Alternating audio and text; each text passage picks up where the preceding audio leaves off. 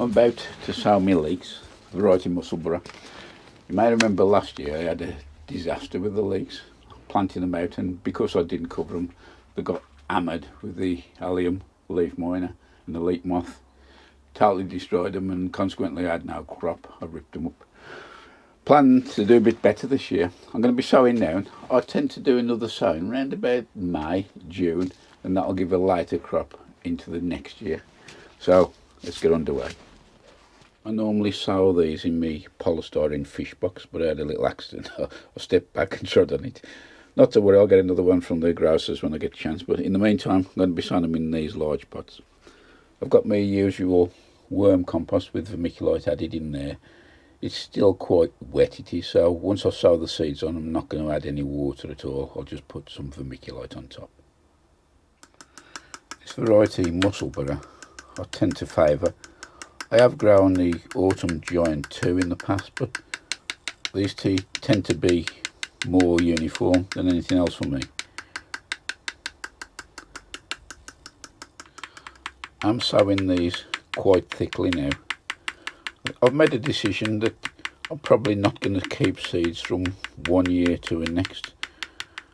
If you've just seen it, I put a video up not long ago regarding the seed sowing database, and it was while I was doing that I realised how many seeds I'd got out of date.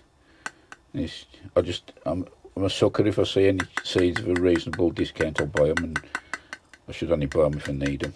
Anyway, that's these done.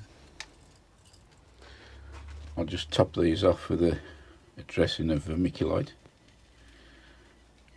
I'm going to be putting these in the Vitapods in the greenhouse.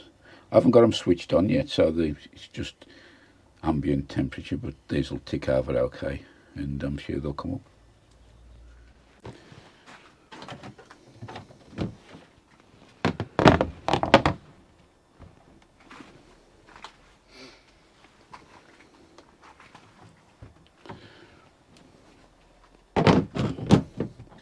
So these Vitapods are not switched on yet, and I'm just going to leave them as it is.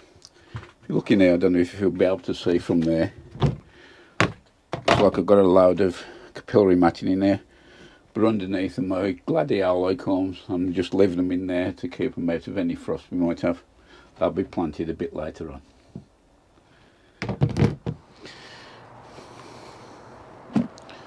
The weather the last few nights has gone a bit milder because we've had about 3 or 4 nights of -2, -3. It's been bitter cold.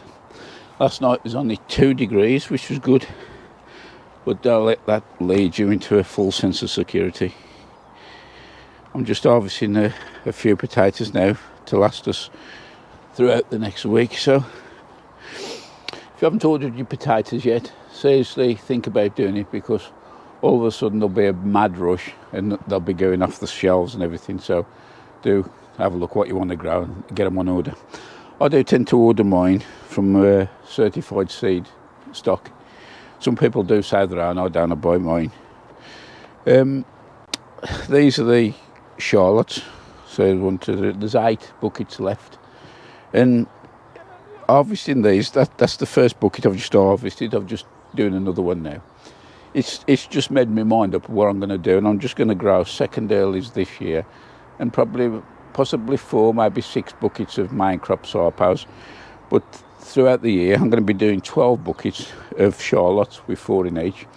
And the way these have kept, if that's the way forward for me, I can move them around if they're taking up any space, and say these have been in 9-10 months now and there's no scab on at all. I've gone through this on the previous video, but it's just amazed me how good the stock of the potatoes are.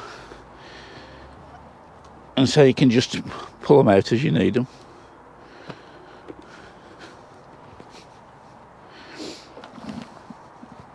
Charlotte's a good all-round potato for me. I like the size of it, and so I was expecting these to be quite large and definitely scabby, but we've escaped quite well. Still plenty of worms in here as well. So this is the second bucket that I've harvested this morning. I will wash these and show you a bit later on, but as I said, we tend to just tip a bucket out as and when we need it, and that way you're not trying to keep them stored in a dark container or what's it. And to be fair, these have been left out on the allotment through all the bad weather. I haven't even covered them up. Usually I cover the soil up just to try and keep the rain out, because that don't do them any good. But now these have just been left. They have got good drainage in there, and I put a good dollop of horse manure right in the bottom when I was planting as well.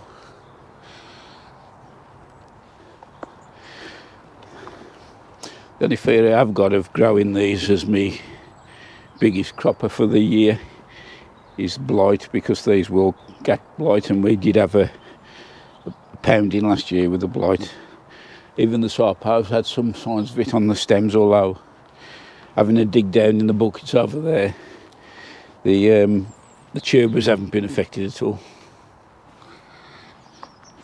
I think that's it. Right, I'll give them a wash and I'll show you.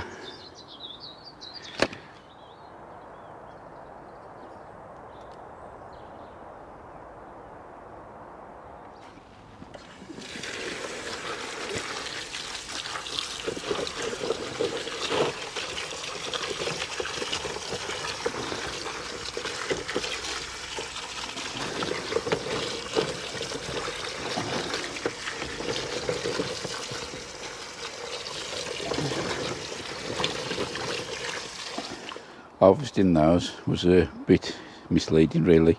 Washed them, there is quite a bit of scab on, but nevertheless that'll just scrape off, that will. It doesn't affect the taste of the potato, so I'm happy with that.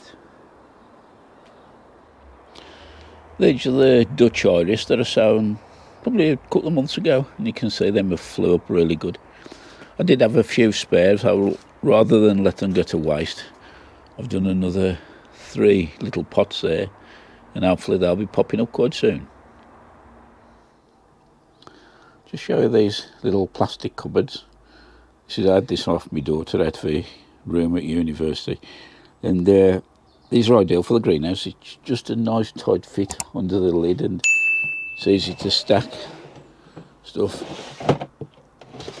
and keeps it tidy. And also the good thing is it's waterproof when the water's splashing around.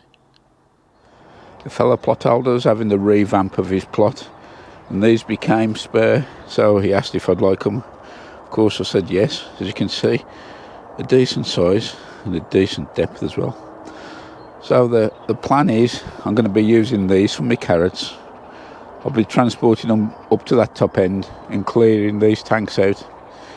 It's much easier to net 2 tanks than to try and net 6. Although that's fine netting, where the tanks butt up, there is still room for the insects to get up. So over the period of the next week or so, I'll be clearing what carrots are left in here and revamping the soil. I'll be putting manure in the bottom of there, probably a good 6 or 8 inches of manure in the bottom of these, and then I'll sift the soil out of the carrot tanks and we'll go from there. Luckily, those 2 together are roughly the same footprint as the 6.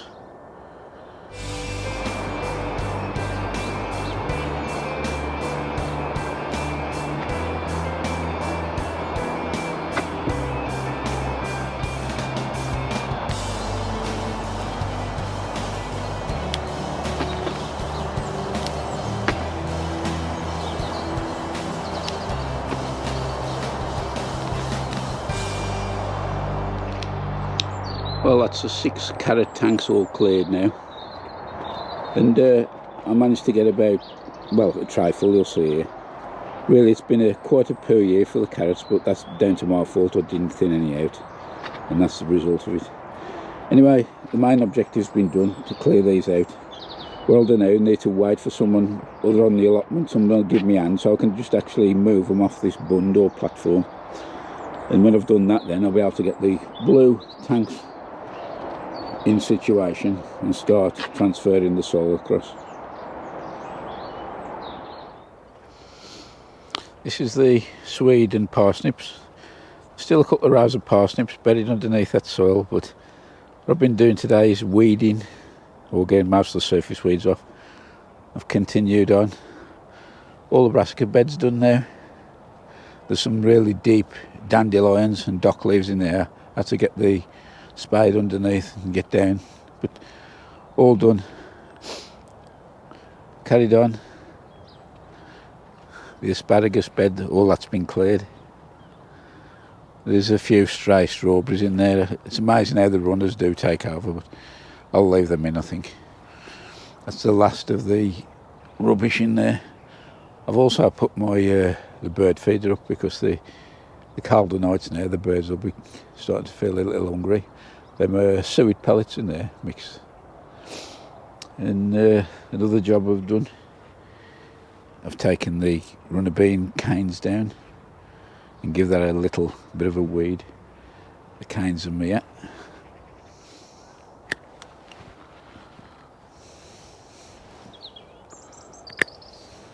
Another job to consider now is the pruning for the fruit trees.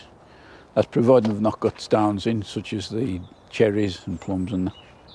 Use the usual 3D rule, diseased, dying or damaged, and take all those out. And take a step back then and have a look. And just prune back the ones you want to keep, but make sure maximum I'd take out is 1/3 of the length of the growth.